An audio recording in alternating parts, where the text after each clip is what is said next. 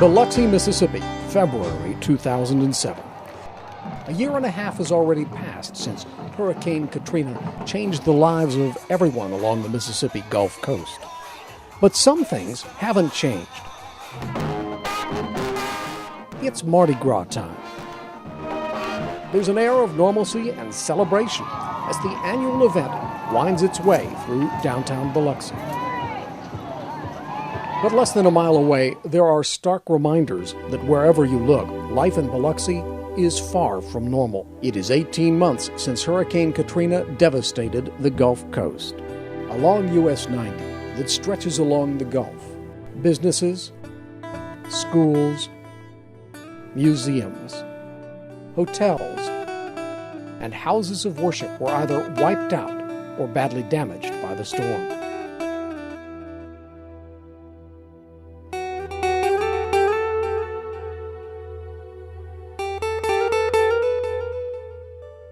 Slabs of concrete are now all that's left of where some homes once stood. Other homes have been reduced to hollowed-out shells. Those who lost homes or are rebuilding now live in trailers. These scenes of desolation and destruction are repeated all over the Mississippi coast. It is nearly 2 years later, and people are still trying to piece their lives back together, still hoping to regain a sense of normalcy. Just come back from Iraq a couple days right before Hurricane Katrina hit, and as soon as I got back in, had bunkered down on saying go for shelter. I didn't want to go to shelter at first. My wife said she wanted to go, so we went, and luckily we did because by the time we got back to the house, after Hurricane Katrina came through, my house was pretty much flooded. I lost a lot of valuable things that was valuable to me. We had to basically sleep out in front of our house and in front of tents until I got the money to actually start rebuilding on my house. I mean, it was devastating. Actually, I wasn't prepared to come back home. So from Iraq here, seeing a lot of things going on over there. Then I come back, it's just crazy. I wasn't prepared for it at all. Not at all. No.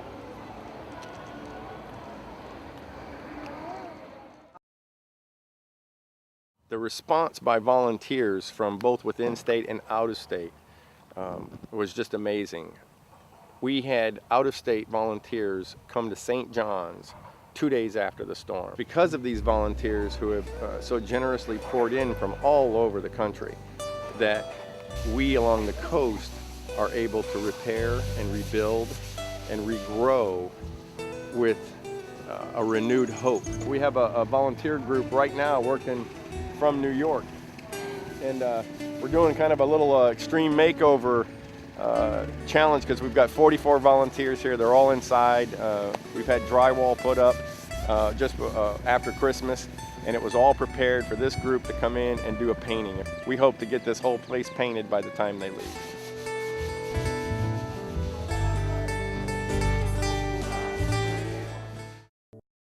You can be the most giving person.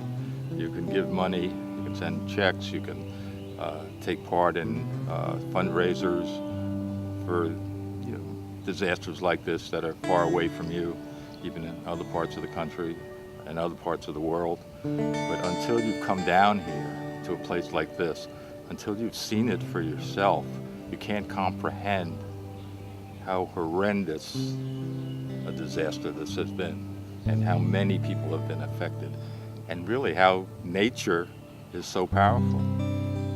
Even now, it's amazing how powerful the flood was. It's amazing how many people were affected. It's amazing how many people are still living in trailers. I guess we were surprised by how many homes are still just completely either falling down or in such bad shape. You know, here it is 18 months later, and it's just shocking to come down and see that there's so many homes that still need to be rebuilt. You know, you come down here, you see the destruction all over. There are homes that are just empty shells. They look nice from the outside, but if you really look at them, you look right through them because there's nothing inside. No walls, no nothing. Then there's other homes that are waiting to be torn down. You know, their roofs are collapsed. It's horrible. I mean, I can't believe that the damage that exists still along the waterfront. I mean, there are huge buildings that are hollow, and I wouldn't have thought that after 2 years or 2+ years that would still be the case. You know, I would have thought quite a lot of that would either be removed or repaired and up and running again, and that's just absolutely not true. Massive buildings destroyed, just structure, skeletal remains of massive buildings, and it'll go for mile after mile after mile, 100 miles of coastline, just devastated and destroyed by the storm, and yet to be built. Well, I think that everybody knows a hurricane came. I think everybody knows people died, and everybody knows that houses were destroyed. But until you come down here, you really don't know the magnitude of what actually happened. Until you see the shoes floating in the swamp, and you really know that there are people living here just a few months earlier, and you see just how quickly everything got wiped out, that you really feel the magnitude of this disaster.